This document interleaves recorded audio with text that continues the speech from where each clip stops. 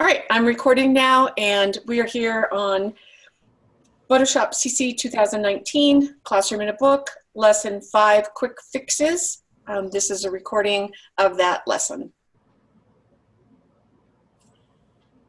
I've opened up, let's see, actually I don't want to do this. First thing we're going to do is the red eye. So let me go down here. I'll show you the end result. I'll show you the beginning. So this is not an uncommon thing to see in a snapshot, especially in the evening under artificial light. So there's a quick tool we can use to change that into this. And red eye occurs when the retina of the eye is reflecting the camera flash. So oftentimes, you know, if you're trying to take pictures at a party or in any other dark situation, the irises of the eye are wide open and you get that red reflection.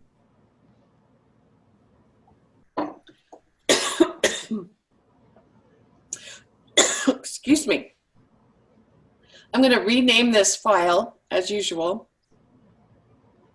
I'm going to rename it Working.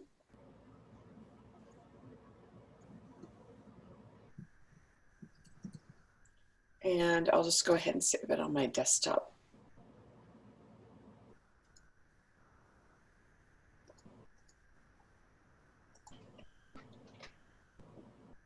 And I actually wanted to save that as a Photoshop file. So I'm going to go back and save as and change from JPEG to Photoshop. And the reason I'm doing that is because as somebody discovered, when you save things as a JPEG, it flattens all of your layers. So if I were going to do a lot with this photo and have layers, I would want to preserve them until I was absolutely positive that I was finished working on this.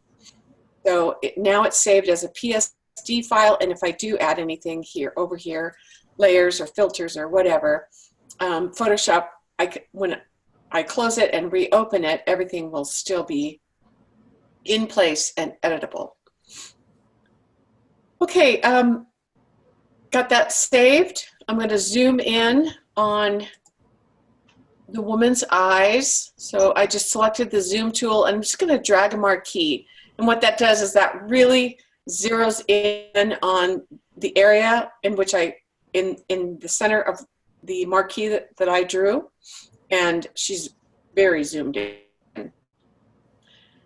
Now, under the next group of tools down here are the healing tools. So we worked with the selection tools, and then there's another clump of tools down here called the healing tools.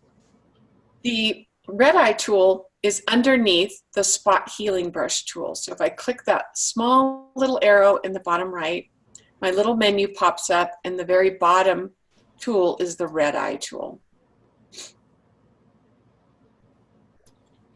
There's a new option bar that pops up. I want to go ahead and reduce the pupil size to 23%. And again, these are things that you might have to, okay, why aren't you letting me drag? There we go. You might have to experiment with in your own image. There's not a real recipe for, especially for photo editing, because every photo is different. So just know that these adjusters exist, and you might have to try this a couple of times. So we're going to go to 23%, and we're going to darken the amount to 62%. 63 will do. You can also type those values in if you happen to know values. And this darken amount specifies how dark you want the pupil to be. And then the size, you're kind of estimating how much percentage of the eye you're going to color. And then I'm going to click the pupil using the red eye tool, and automatically that red reflection disappears. I do it over here on the right, and it disappears there too. And so sometimes you might have to do this a couple of times it's just depending on where the reflection is. So just know that you can undo and redo again. And also remember that you're very zoomed in. So every once in a while, with all of these editing tools, it's really good to go back to fit on screen and check your work. Because just like if you're a woman and you're working on your eyebrows and you're using one of those 40 times magnifying mirrors, you can get lost in the details. It's important to zoom back out and just see the results of what you've done. And then we'll save this and keep moving on. Any questions at all about red eye? That was pretty easy, right? That was awesome. Okay. So she's no longer glowing red, but overall this image is a little bit dark. So last week we brightened an image using the levels and curves adjustment layers. This week we're going to do a little quick fix. So we're going to try using auto on the presets, and these are available in both levels and curves adjustment. So just like we did last week, we'll try a curves adjustment panel. So I'm going to go over here to the adjustments panel so that I bring it forward, and I'll choose curves. And then instead of fiddling around with the white point like we did last week or dragging my curves adjustment line here, I'm just going to go ahead and click auto. And that button is right here. And so when I click that, you can see a couple of things change. I have a different curve in my histogram. The image brightened up on its own. And you can kind of evaluate whether or not this did the trick for you. There's a preset menu we can go and look at, and we can choose, we can try playing with some of these options here. We can try clicking on lighter, and that's going to change the curve again. And the difference between the two curves is a preset. A preset applies the same curve to every image, while auto customizes the curve after analyzing it. So the first time we clicked auto, we got a curve that was based just on this image. But if we choose a preset, then there's an automatic curve that will appear on any image that we have up. So just play around with that so that you can see what, maybe you can get some pretty cool effects using this. Okay, so then, but we're going to reset this, and this takes us all the way back to the unadjusted image. And then we're going to select the on image adjustment tool, which is right here. Kind of looks like a finger, a hand with a finger pointing. And then we're going to click the center of the forehead and drag upwards. So this is making changes on the image and allows us to go as far as we think we want to go, or and move backwards a little bit. So it really gives us a lot of flexibility. It brightens it up and it improves the contrast. And you can see the curve changing as we do this, as we move around. So again, these kind of adjustments are a little bit subjective, so just move it around until it looks good to you and on your screen, okay? So that took, that really brightened up the image quite a bit, as you can see if I click that adjustment layer on and off. And I'm going to go ahead and flatten this and save it.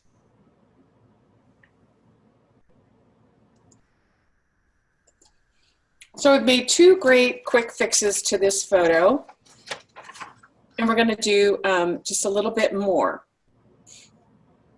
We're going to use the liquefy filter, And it's really useful if you want to distort a little part of an image. The liquify tool or the liquify filter includes a face-aware options, and those can automatically recognize faces and images, and then you can adjust features like nose, eyes, mouth. So you can change the size of or the distance between the eyes. You can change the size of the lips. So you wouldn't want to do this too much in family photos, but if you're adjusting something for an ad or fashion where you're looking for a certain look and you're not trying so much for reality or to faithfully reproduce a person, these could be useful. So I'll just show you real quick. With this open, I'm going to go up to the filter menu and choose liquify.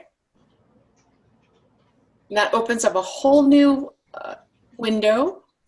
And in this properties panel window, we're going to expand the face aware liquify options. So here we have this.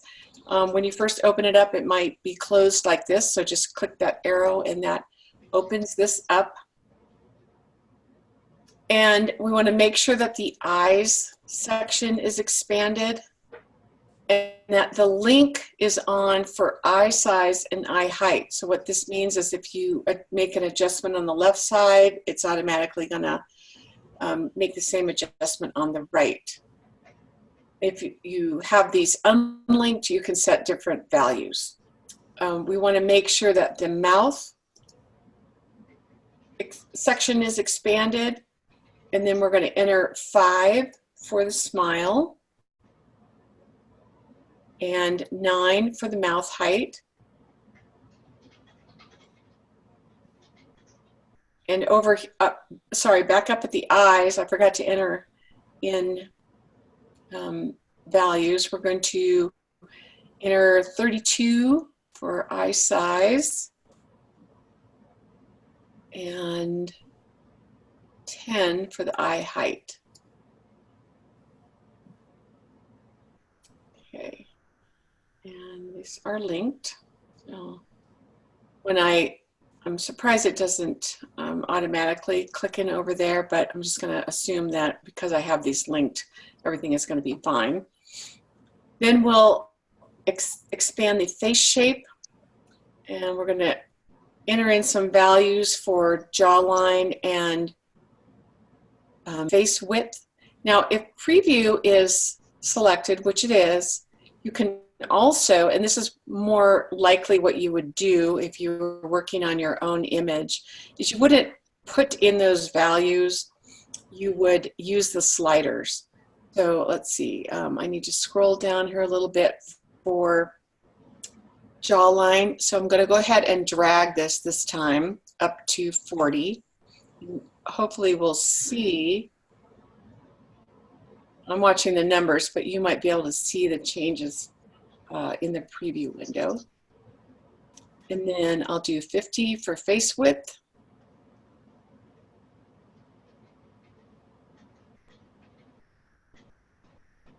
And it might be fun to play with these a little bit, you know, on your own, just to see what kind of changes you can get.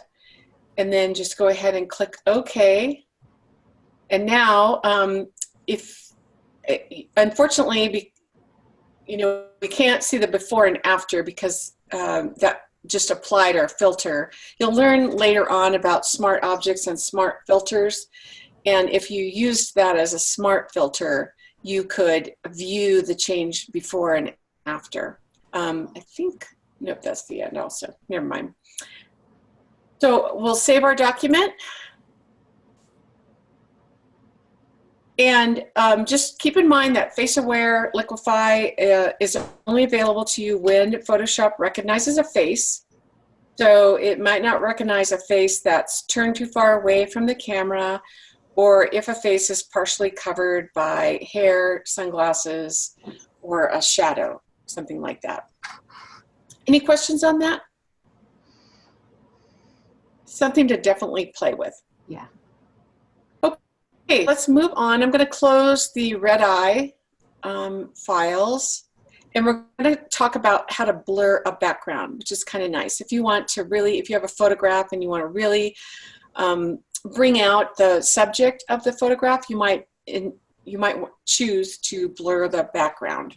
So we're going to go over to the egrets, and here's our start file right here. You can see that everything is in nice sharp focus, and we kind of want to get to this where things are blurred out a little bit and the egret is more the focal point of our composition. So let me make sure I'm starting on the right file. I'll of course go ahead and save as. I'm going to change this to egret working, and I'm going to make sure this time that I save it as a Photoshop file. So can go down here and choose Photoshop. And again, I'll save it on my desktop. And click Save. You might want to have folders for all of your working files or your assignments. It's totally up to you. Right, where am I? Okay, so I'll go up to the filter gallery again, and we're going to go to the blur gallery right here, and we'll choose iris blur. Again, I encourage you to experiment with all of those. So now a blur, we have a blur ellipse on our image, and we can adjust the location and the scope of the blur by moving the center pin or the feather handles and the ellipse handles. This is the center pin. These are the ellipse handles over here, the kind of big triangles. And the feather handle is inside, that kind of adjusts the area between the areas of sharp and the areas of blur. And then the amount of blur right here around the center pin. So we'll drag, the first thing we'll do is we will drag the center pin so that it is at the bottom of the bird's body. So I'm just going to move it upwards and place it just about where the body starts. And then I'm going to use my Alt or Option key, and I'm going to use those as I click and drag the feather handles, which are in here, feathering the, edges between the subject, the sharp image and the blurred image. I'll hold down Option or Alt and drag those a little bit until I get something that keeps the egret in sharp focus, but starts the blur outside. So I don't want any of the egret's body to be blurred. So I can just kind of drag those around a little bit.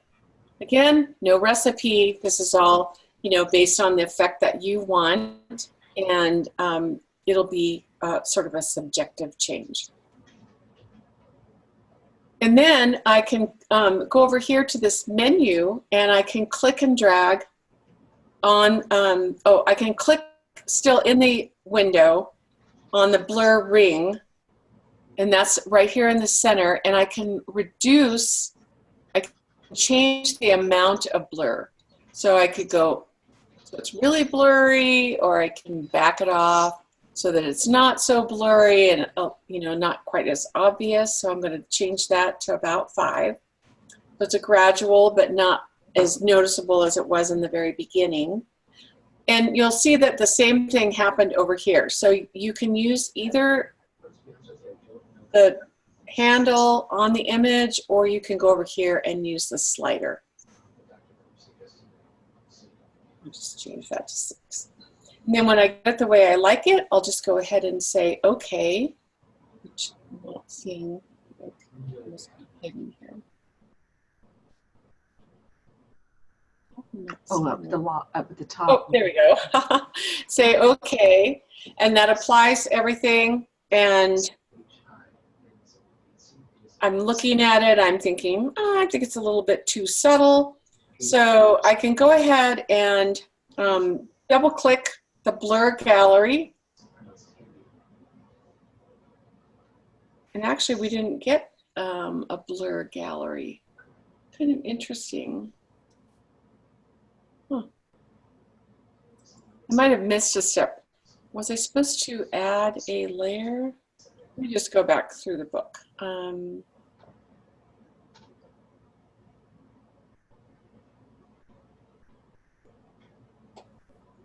Yeah, we did not get, we just have our background image. I may have missed a step, so I'm not able to go back and reapply that. I could go back up to the blur gallery and make more changes.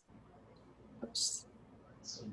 Blur gallery, iris blur, and bring back my panel again. But I wasn't able to just do what the book said, which was double click.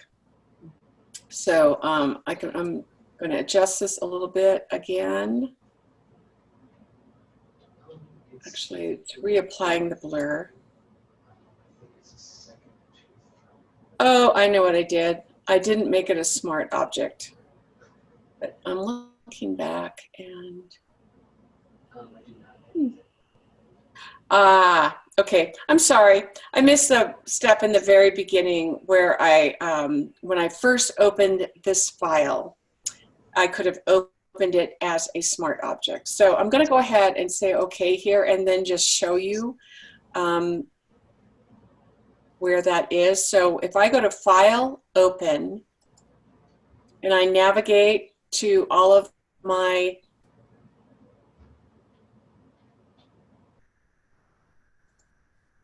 lessons, I have them filed.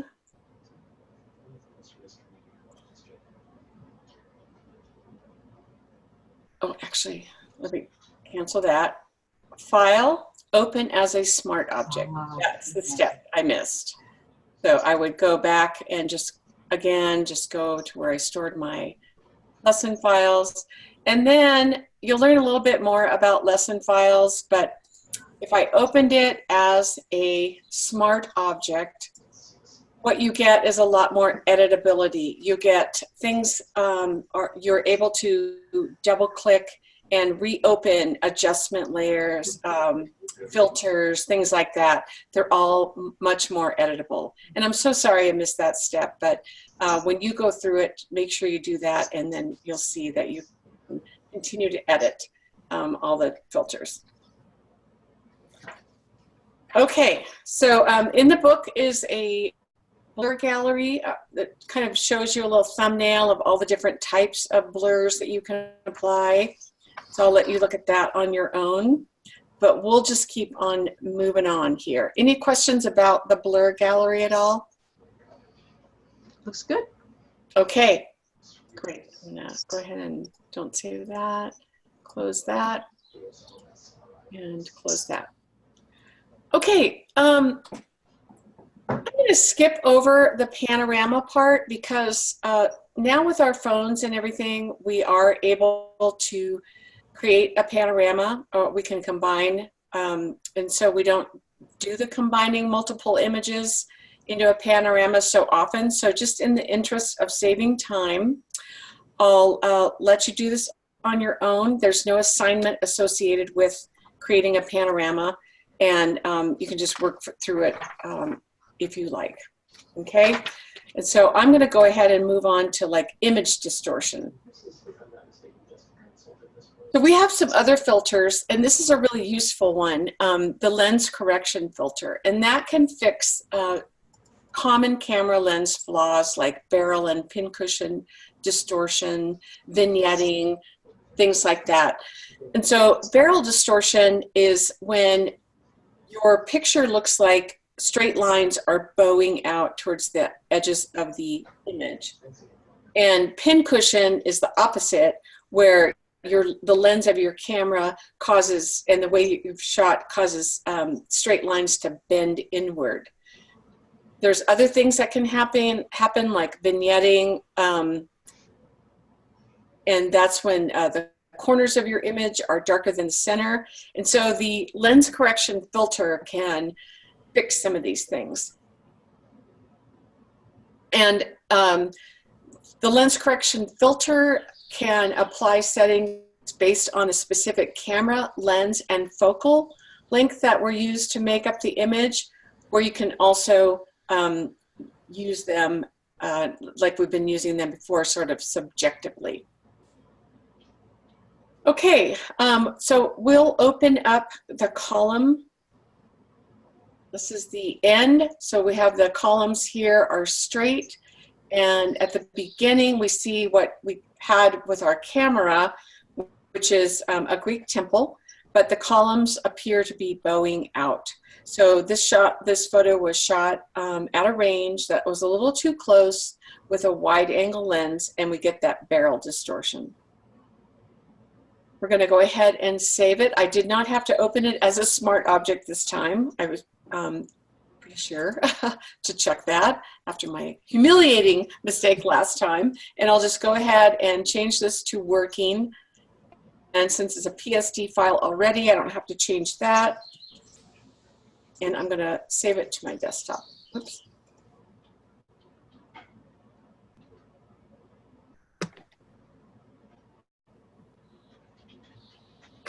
All right, back up to our filter gallery. I'll look for lens correction, and then we get a whole new dialog box. You'll see that there's a grid applied over the image. There are some tools over here on the left, and there's a menu on the right. So on the right side, there's automatic corrections based on lens profiles, and then in the custom tab, there's manual controls for correcting distortion and perspective and things like that. It's going to be really helpful, especially if you are more of a camera person than a phone person, although they'll work with digital images from your phone as well. There's also some auto correction options. So we're going to go ahead and adjust one setting in the auto correction tab, and then we're going to customize some settings. So in the correction area right here, we want to make sure that auto scale is selected, and it is, and that transparency is selected from the edge menu. Then we're going to select the custom tab, and we're going to drag the remove distortion slider. So that's right up here at the top, and I'm going to drag it to the left to see what happens, and that increases the bow. And so I'm going to drag it to the right, and there are some, I can eyeball it, or there are suggested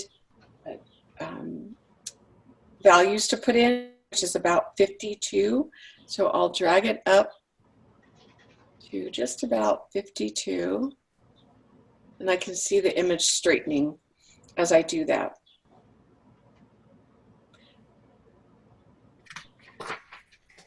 And then once it looks, we can use this alignment grid to kind of help us keep things straight and judge whether we've got all the bow out of it. And then we'll click OK, and that will apply our changes.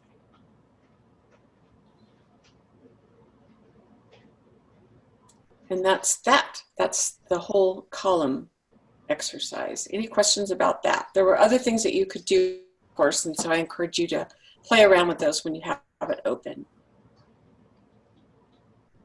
Okay, if there's no questions, we'll just keep moving on. It's kind of a long chapter, so. Okay, I want to save that. Now, sometimes you want to, if you're shooting a photo, you have to focus either on the foreground or the background. And if you want everything to be in focus, you can take two photos. You can make sure that the foreground is in focus, and then you can take a second photo and make sure that the background is in focus, and then you can merge those two in Photoshop. So if you plan on doing this, you have to align the two images exactly. So it's very helpful if you are taking images with this in mind, that you use a tripod or other way of stabilizing your image so that you get very almost exactly the same image. Yeah, no kidding. I was not where I have to be. I have the end open, and you'll see there's two layers here. So I'm going to go ahead and open the start menu, and that's the result that we want to get. So on the start, you can see that the background is in focus and the glass is a little blurry in this layer. And on this layer, the bottom layer, the glass is in focus and the background is a little blurry. I'm going to save this as a working file.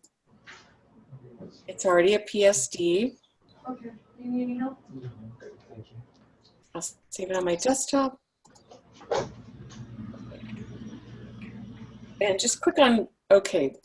This dialog box pops up. So I'm going to hide the beach layer here so that only the glass layer is visible. Well, I already did that just to show you. Now I'm going to merge these. So I'm going to use, I want to use a part of each layer that's in focus. So I'm going to shift click to select both layers. So both layers are highlighted here in the layers panel. And then I'll go up to my edit menu and I want to auto align the layers. And so these were shot from the same angle and everything, so I don't have to change everything. Just keeping it on auto is going to work just fine. If you did have, you know, if they weren't perfectly aligned, you might have to choose one of these other options. But I can just go ahead and say OK. And that is going to align my two layers. And then once I know that they're perfectly aligned, I can blend them. So there's both still selected, and then I'll go back up to that edit menu and I'll choose auto blend. Now there's some options here. I can auto blend them into a panorama. I can stack images, and that's what I want to do. I want to stack these two images, and I want to make sure that there's seamless tones and colors, and unselect content aware fill transparent areas, since there aren't any transparent areas, and I don't want any unexpected results. And then I'll go ahead and say OK. It's blending, and now I have both the wine glass and the beach are in focus. I can save it and close it. Easy and kind of cool. All this is kind of good if you're working in marketing, or even just if you need an image like this for a website. You know, that is a quick and easy way to combine two images and get a good result. I'm going to go ahead and close those. All right, and this is something that happens quite a bit, is you have a photo and you want to remove something, but you want to, you know, you want it to be seamless, so you want to use Photoshop's ability to fill in areas with pixels that look very similar to the surrounding pixels in the area that you removed, to fill it in and look like there was nothing there in the beginning. So we did do some of this last week, but we'll just do a little bit more. And we're going to go ahead and open up the Japanese garden, which I don't have yet. I don't have. Did I open that already?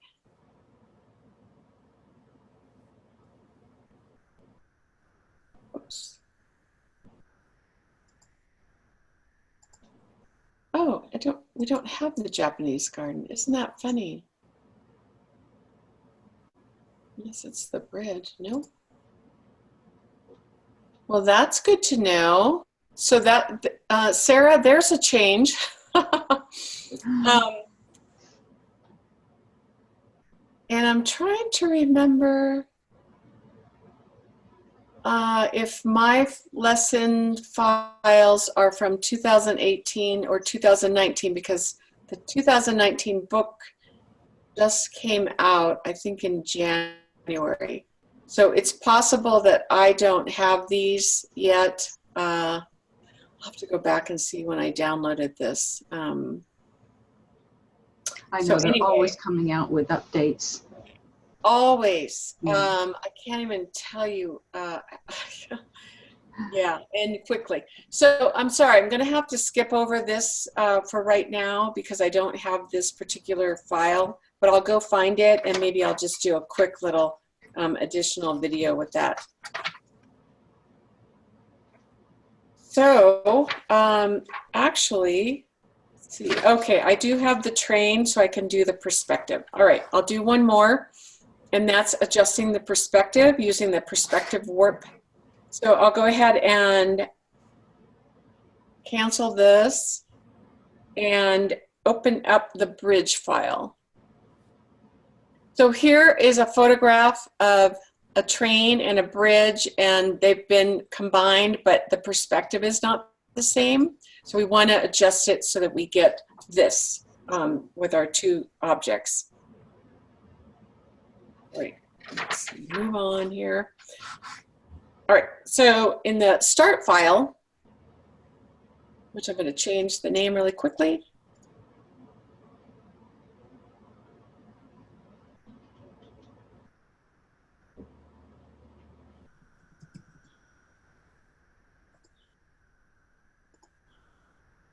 We've added, we've added a selection of a train to a background, but the perspectives are not the same. So we'll adjust the perspective of the train so that it sits more firmly on the tracks, and we're going to use perspective warp to do this.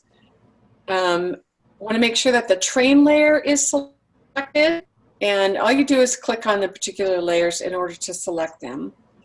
And this, you can see right here this little symbol in the lower right-hand corner of the thumbnail of the train layer, and that is the smart object thumbnail that tells you that this train has been imported into this file as a smart object.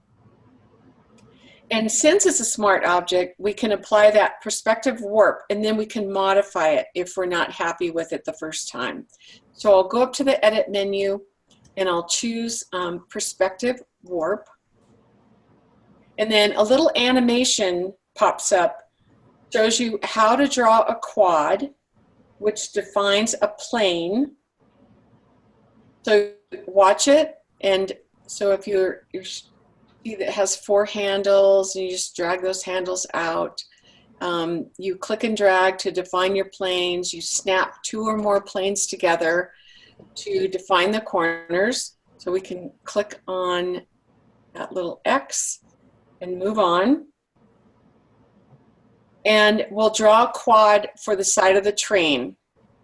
And we're just going to click above the top of the smokestack, drag down to the railroad tie behind the front wheel. So we're going to drag down here, and then drag across to the end of the caboose. So we're kind of enclosing most of the train except for the very front of it.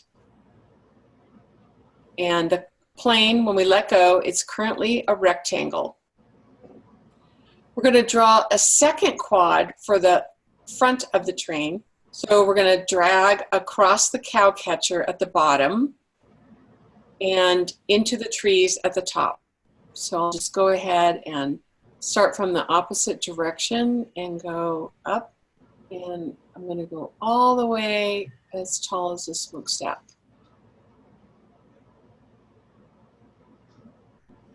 Let's see, drag to the right until it attaches. So we have it attached to the left edge of the first quad. And now I'm going to drag the corners of the planes to match the angles of the train. So the bottom line of the side plane right here should run along the bottom of the train wheels. So I'll go ahead and match that up with the train wheels. And the top edge is going to border the top edge of the caboose. So I want to drag that down here. And you can leave this up here by the smokestack on the upper left. And then the front plane needs to mirror the lines of the cow catcher and the top of the light. So we'll drag this down a little bit here. And a little bit here. Looks to me like this. Needs to be more like that. We're trying to match the, so now you can kind of see it looks almost three-dimensional. You've got the flat plane of the front, and then you've got another flat plane of the sides. And so these are called our quads. And now we're going to click warp in the option bar. So we were in layout, and that's our first step, and now we're in our second step. And now we'll move the warp pins to manipulate perspective. And so once you kind of look at this and see what we're, it kind of shows you what you're going to grab, you can go ahead and click out of that. And we're going to, up in the option bar, there's a symbol that indicates that automatically straighten near vertical lines, and see the little menu that popped up as I hovered over it. You can see that there's one for horizontal, so we're going to go ahead and click that, and that'll make it appear properly vertical, and then that makes the rest of our job a little bit easier. And then we'll just manipulate the planes. So we're going to move the back end of the train down and into perspective on the tracks.